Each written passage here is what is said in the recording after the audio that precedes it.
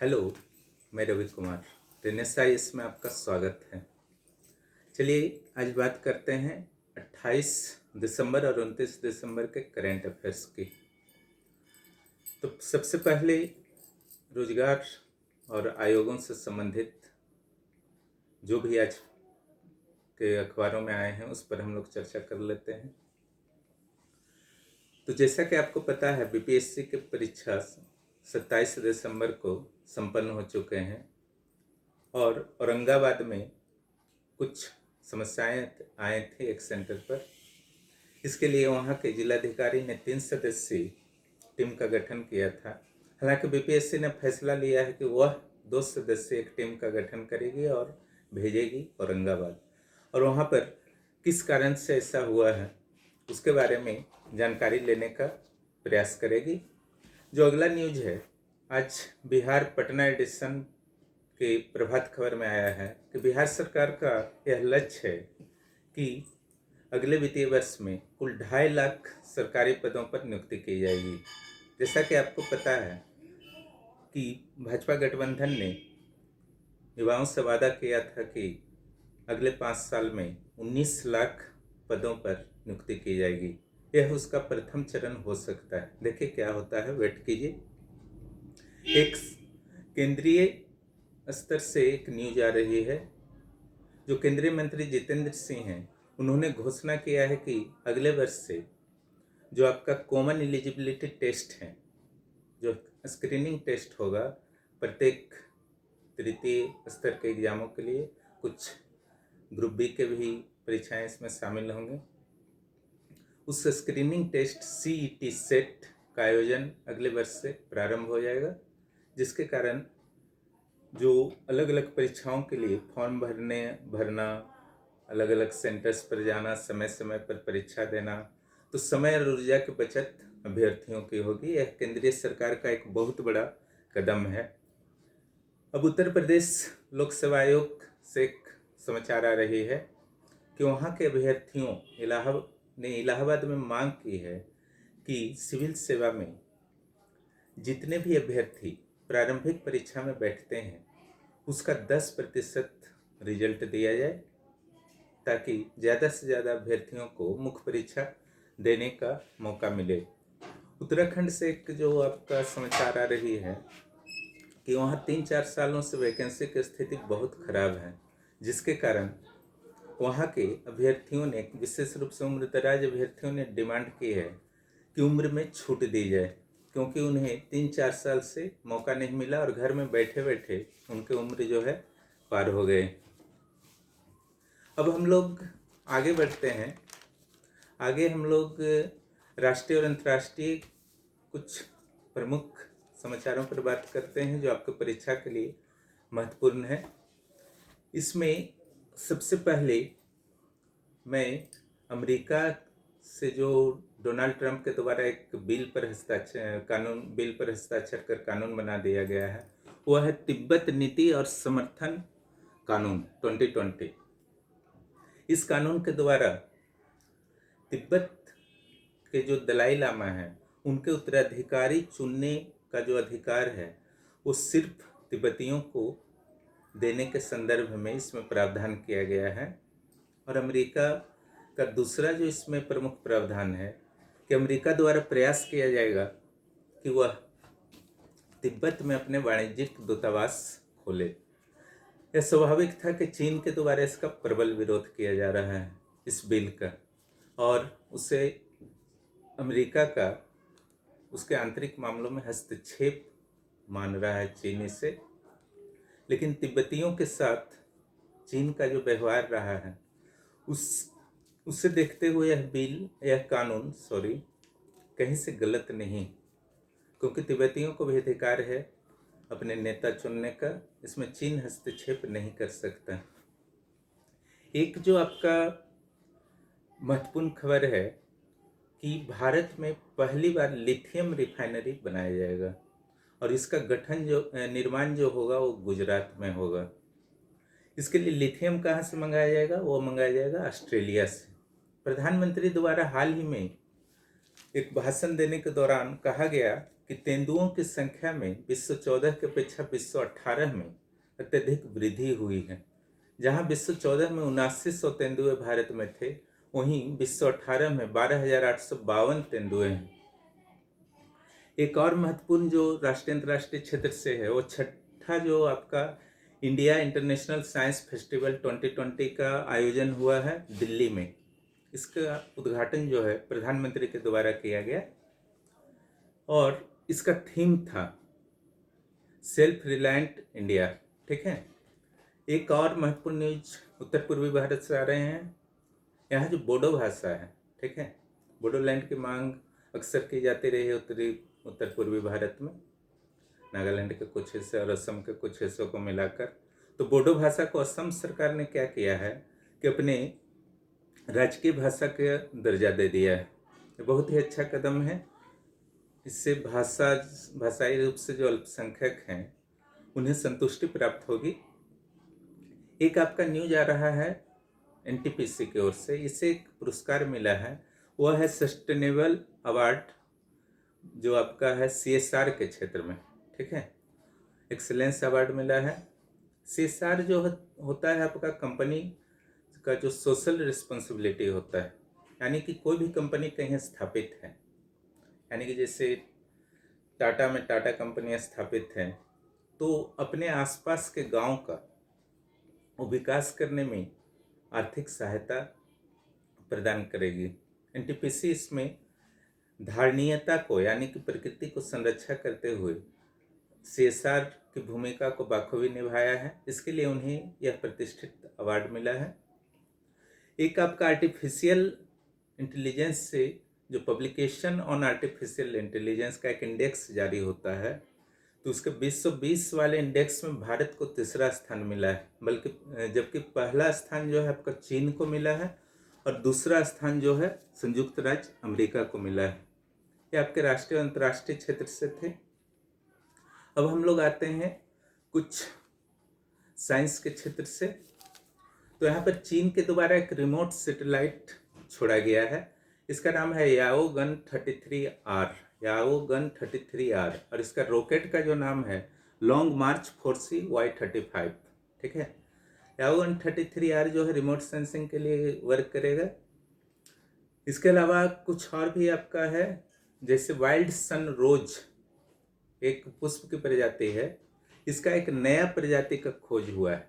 यह खोज हुआ है पूर्वी घाट से। ठीक है, पूर्वी घाट एक पर्वत है साउथ इंडिया में। ये खोज जो है आपका आंध्र प्रदेश के प्रकाशम डिस्ट्रिक्ट से हुआ है और इसका नाम जो है, इस प्रजाति का जो नाम रखा गया है पोर्टुलाका लालजी। ठीक है, पोर्टुलाका लालजी, ध्यान रखिएगा इस नाम को। अब कुछ हम लोग आर्थिक क्षेत्र से आते हैं। ठीक है, तो यहाँ पर जो है एक बुरी खबर है, समझ लीजिए। तो जो 5वीं बड़ा अर्थव्यवस्था था भारत पूरे विश्व में, अब वो 6ठी बड़ा अर्थव्यवस्था हो गया है कोरोना काल में। जहाँ तक पहले 3 बड़ी अर्थव्यवस्थाओं का बात है, अक्सर ऐसे क्वेश्चन परीक्षाओं में आया करते हैं। तो सबसे बड़ी अर्थव्यवस्था जो है विश्व में वो है संयुक्त राज्य अमेरिका, और दूसरे स्थान पर है चीन, और तीसरे स्थान पर है जापान। और अब जो है आपका कुछ बुक जो आपका है, प्रमुख बुक जो इधर 1-2 दिन में आपके चर्चा में आए हैं, उसमें है एक है अटल बिहारी वाजपेयी इन पार्लियामेंट। ठीक है, उनका कोई राइटर उसका नहीं है। इसका प्रकाशन वास्तव में लोकसभा सचिवालय के द्वारा किया गया है। एक है आपका राजेंद्र सच्चर का आपका एक ऑटोबायोग्राफी आया है, in pursuit of justice and autobiography. ये मैंने आपका फेसबुक पेज पर डाला है, आप देख सकते हैं। ठीक है, ये राजेंद्र सच्चर कमेटी से संबंध रखते हैं। एक और बुक है सूत्र वेदानाची सूत्र, ये जो है डॉक्टर रूपाचारी के द्वारा लिखा गया है। ये तीनों पुस्तक जो है इधर 1-2 दिन में चर्चा में आए हैं। अब कुछ जो है आपका खेल जगत से हम लोग बात कर लेते हैं। आज जो सबसे बड़ा समाचार है, आईसीसी के द्वारा दशक का श्रेष्ठ खिलाड़ी किसे घोषित किया गया है, आप जान ही रहे हैं, विराट कोहली हैं। ठीक है, और साथ ही साथ उन्हें वनडे और टी20 का भी सर्वश्रेष्ठ खिलाड़ी घोषित किया गया है। वहीं वनडे और टी20 के सर्वश्रेष्ठ खिलाड़ी के रूप में महिला क्रिकेटर की अगर बात करें तो वो हैं ऑस्ट्रेलिया की एलिस पैरी। और झारखंड के जो माही हैं महेंद्र सिंह धोनी, उनको भी एक अवार्ड मिला है स्पिरिट ऑफ क्रिकेट। ठीक है, यानी कि क्रिकेट में भावना को प्रदर्शित सबसे बेस्ट उन्होंने किया है पिछले एक दशक में। ये दशक जो है 2010 से 20 तक का है। आईसीसी का के जो अभी सीईओ हैं, चीफ एग्जीक्यूटिव ऑफिसर, वो हैं मनु स्वाहिनी। ठीक है, और इसके अलावा जो आपके फिल्म जगत से एक न्यूज आ रही है, जो इरफान खान, जिनकी कुछ दिनों पहले जिनका देहांत हो गया था, उनकी अंतिम फिल्म आने वाली है। वो है द सॉन्ग ऑफ स्कॉर्पियन। इसमें वो एक ऊंट व्यापारी के रूप में नजर आएंगे। ये भी इम्पोर्टेंट आपके लिए है। इस ढंग से आपका करेंट अफेयर्स में लगभग हर सेक्शन हो चुके हैं। अब केवल जो हम लोग चर्चा करेंगे राज्यों के करेंट अफेयर्स पर, उसमें पहले हम लोग सबसे पहले बात करते हैं उत्तराखंड के करेंट अफेयर्स पर, जो न सिर्फ उत्तराखंड बल्कि पूरे देश के लिए, अंतर्राष्ट्रीय करेंट अफेयर्स के लिए भी महत्वपूर्ण है। देश का पहला पॉलिनेटर्स पार्क जो है उत्तराखंड के हल्द्वानी में बनाया गया है। पॉलिनेटर्स में ऐसे जीवों को शामिल किया जाता है जो पॉलिनेशन में हेल्प करते हैं, यानी कि परागण क्रिया में। ठीक है, आपको शायद पता नहीं होगा कि इन जीवों के सहारे ही लगभग पौधों की 1 लाख से अधिक प्रजातियां रहती हैं, अन्यथा उनका विकास ही नहीं होगा अगर ये पॉलिनेशन ना करें। इनके इसी योगदान को ध्यान में रखते हुए भारत सरकार के द्वारा हल्द्वानी में देश का पहला पॉलिनेटर्स पार्क बनाया गया है। एक आपका उत्तर प्रदेश से भी न्यूज है। भारत का पहला लेदर पार्क जो है कानपुर में बनाया जाएगा और इससे बड़ी मात्रा में रोजगार प्राप्त होने की संभावना है। अब झारखंड से आते हैं हम लोग, तो बेतला नेशनल पार्क और पलामू टाइगर रिजर्व से एक अच्छी न्यूज आ रही है। यहाँ दुर्लभ वन्य जीव सिवेट और पैगोलिन की प्राप्ति हुई है। सिवेट और पैगोलिन, ये नाम मैंने कल फेसबुक पेज में डाला था, आप लोग देख सकते हैं। और एक जो है 5वां शैल प्रिय स्मृति साहित्य सम्मान जो है वंदना टेटे को मिला है। एक नामी पुस्तक है, बहुत दिनों से चला रहा है, पहले भी मैं डाल चुका हूँ फेसबुक पेज पर। यह है दिसोम गुरु शिबू सेन। इसके रचयिता कौन है? ठीक है, इसके रचयिता जो है अनुज कुमार सिन्हा है। ठीक है, इसको ध्यान रखिएगा, बहुत ही इंपॉर्टेंट है, इस बार आ सकता है जेपीएससी में। और आज आप जानते हैं कि 29 दिसंबर है, मुख्यमंत्री श्री हेमंत सोरेन के कार्यकाल के पहले 1 वर्ष पूरे हो चुके हैं। इस अवसर पर यह घोषणा की गई है कि फर्स्ट ट्राइबल यूनिवर्सिटी जो है झारखंड में बनेगा। और ये कहाँ बनेगा? जमशेदपुर में बनेगा। फूलो झानो योजना के संदर्भ में भी प्रभात खबर में एक आज आंकड़ा आया था, वो आपके लिए इम्पोर्टेंट है कि कितनी महिलाओं के लिए इसके लिए चयन किया गया है। तो कुल 19,000 महिलाओं का चयन कर लिया गया है। फूलो झानो योजना में जो मुख्य टारगेट है, जो नशीले पदार्थ जैसे हड़िया वगैरह बेचती हैं, उनको इस कार्य से हटाकर किसी अन्य कार्य में लगाना, ताकि उनकी जो ऊर्जा है सही जगह में लगे और राज्य के विकास में वो भी हेल्प कर सकें। आज हो सकता है कि खेल नीति और पर्यटन नीति की भी घोषणा हो। बिहार के कुछ करेंट अफेयर्स पर बात करते हैं। बिहार में जो है आपका एक अभियान चलाया जाएगा, बिहार सरकार ने निर्णय लिया है, वो है उज्जवल दृष्टि अभियान। ठीक है, इसमें जो है 50 वर्ष से अधिक उम्र के जो बुजुर्ग होंगे, ठीक है, उनमें से किन्हें आँख से संबंधित कोई समस्या है या नहीं है, इसकी जांच की जाएगी और उन्हें निःशुल्क चश्मा प्रदान किया जाएगा। और इस अभियान की सफलता के लिए सरकार ने दृष्टि नामक मोबाइल ऐप भी लॉन्च किया है। इस ढंग से आपका आज का करेंट अफेयर्स जो है समाप्त होता है।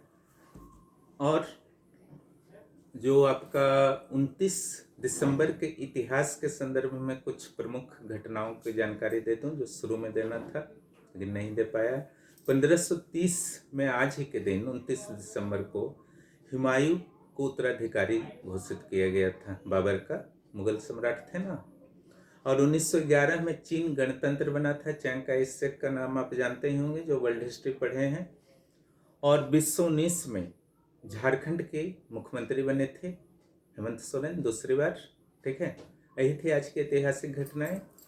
आप लोग तैयारी अच्छी तरह से कीजिए और हमसे जुड़े रहिए। सारे वीडियो धीरे धीरे प्रदान किए जा रहे हैं। अब इतिहास भी शुरू होगा और आप लोग अच्छी तरह से लेक्चर को देखें और नीचे डिस्क्रिप्शन बॉक्स में दिए गए प्रश्नों का उत्तर आप लोग जरूर दें। बहुत बहुत धन्यवाद। फिर मिलते हैं अगले करंट अफेयर्स में।